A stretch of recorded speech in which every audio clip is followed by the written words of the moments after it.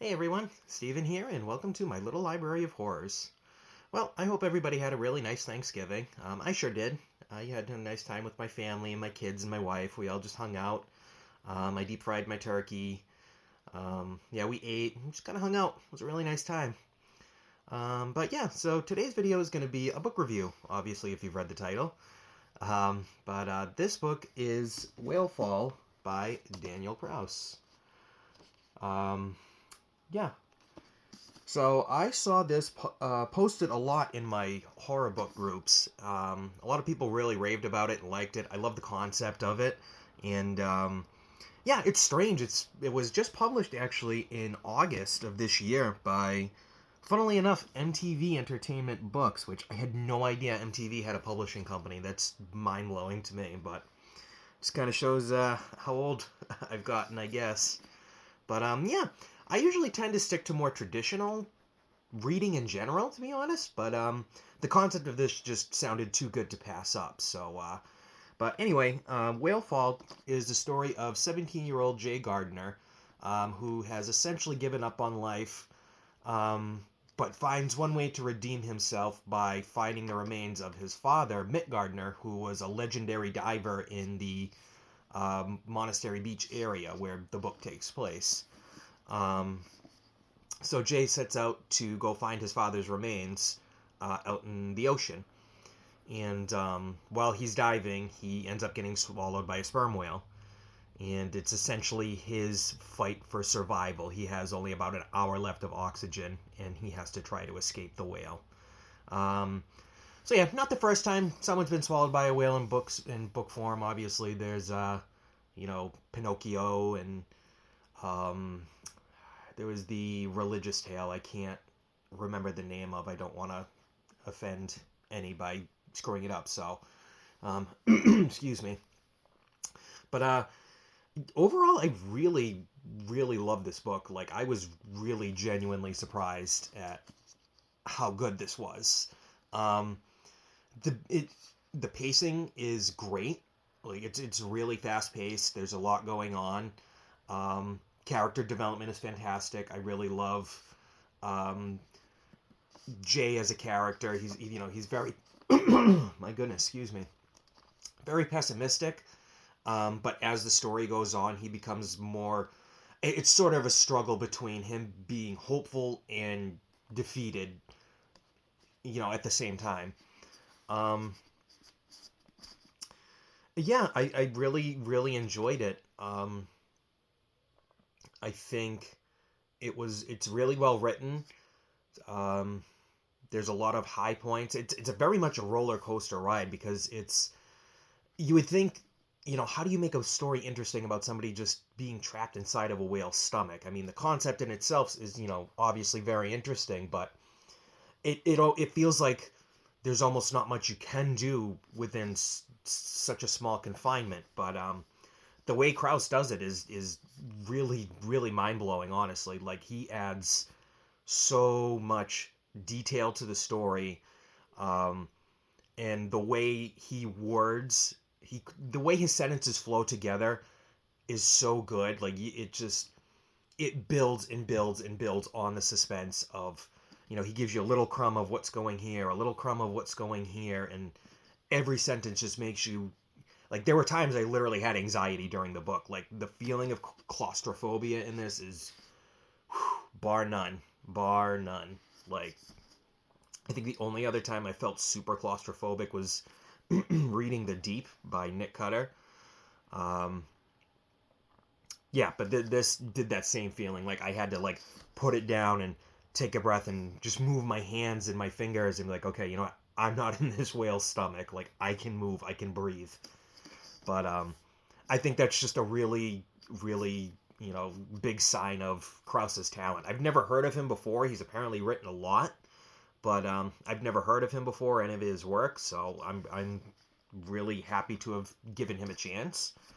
Um, there's also a B plot. It's basically the um, relationship between Jay and his father, Mitt. Mitt was a very rough and gruff dad. Treated his son more as like a soldier than a kid. Almost made him feel like Jay's birth was a burden, essentially. And, it works through a lot of that, Jay and Mitt's relationship, which kind of brings me to really my first, I guess, critique of the book is the first, 60 pages are very whiplash. It bounces back a lot between the past and the present. So it's like it does it a lot. And every chapter is 2 pages, maybe 3 at the most. So it's constantly jumping back between Jay as a kid, Jay in the present, Mitt in the past, and so it's pretty jarring at first. And within that kind of leads me to my next criticism of the sentences are very choppy. I know I kind of was praising how they flow together, but it works later on in the book when action is happening, when the suspense is happening. The chopped up sentences work. It helps with the pace of the book. It gives you that anxiety feeling that, there's constantly new information being thrown at you while you're trying to comprehend the sentence before. In the beginning, when you're kind of building the relationship between reader and character, again, it felt very jarring, like he was kind of rushing to get this out so he can get to where the actual action is happening. And for me, it really hindered the book for me in the beginning, because I'm personally, it's not my favorite writing style. Starting sentences without pronouns or something like that, it feels just weird in my head when I say it, and I don't like it. So it was the first 60 pages of the book definitely it took some effort for me to get in. But once Jay is actually in the water and you're observing and the action is going, it's almost like you never even noticed it in the first place, because it's so well paced after that. I really think, had he done a little better, I don't want to say better, that feels like such a condescending way to say it. I feel like if he had decided to go with a different prose in the beginning, I really think it would have bumped up the overall grade I want to give the book. But not a major critique. Really not a major critique. That's definitely more of a personal one for me. Another thing I really loved, though, is all the foreshadowing in this book. It's amazing. Such little details that don't, you read through it and it's like, okay, da-da-da, whatever, whatever. But then as Jay starts to form his escape plan and he thinks back and his idea comes up, you're like, oh, wow, so that's why he noticed this and this and this and this. And it's just it was so cool. It was so cool. You just even now I can't help but grin the way it really just made me go oh man, okay. And I think that's really the overall fun of the book, is there's little minute things that seem essentially useless to you that later on in different chapters become some of the most important pieces of the whole story. And it's just wow. And another really high point for the book that for me is it's full of a great information in a way that's not spoon-fed to you. The way Kraus showed that he put a lot of research into his work, it just comes across as part of the story.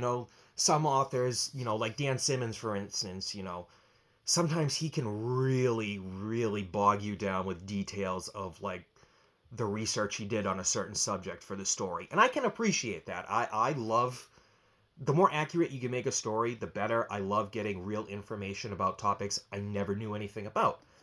Scuba diving, for instance. I'm personally someone who thought, how difficult can it really be? You can go in the water and da-da-da, you've got oxygen. This will completely change your mind on how difficult and how much math and science actually goes into scuba diving. It's unreal. It's unreal. But again, the way it's told to you, it's not like he's insulting your intelligence. It's told from Jay's perspective and Mitt's perspective. So a big character trait for Mitt is his love of the ocean, and he wanted to transfer that to Jay. So he would constantly fill him with information about scuba diving, about the animals in the ocean, about, things like, what happens to your body at a certain pressure, what lack of oxygen does, and just a lot of really, really great and interesting information that's told wonderfully. It's not shoved down your throat. It doesn't slow the pace of the book. It it helps it flow, as a matter of fact. I think it just gives it so much more personality, to be honest. And I really love that. I love when a book can teach me and entertain me at the same time. Um, Another really neat little interesting tidbit about the book is the chapters are actually told in the pressure by Jay's pressure gauge, which adds a really nice layer of realism to the book. It really helps attach the reader to Jay and his predicament running out of oxygen. Every chapter the number goes down and down and down and down, and it really adds to that overall anxiety of the book. But yeah. So I love the ending. I thought the ending was great. I won't spoil it.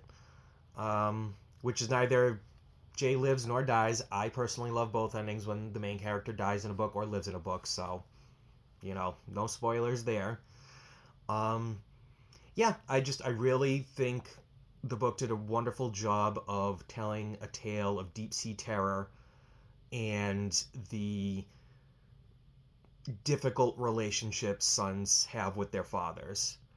Um, Again, I think the beginning of the book is a little bit whiplash, with the constant jumping back and forth between past and present. The choppy sentences really made it feel like kind of a bad word salad in my mouth.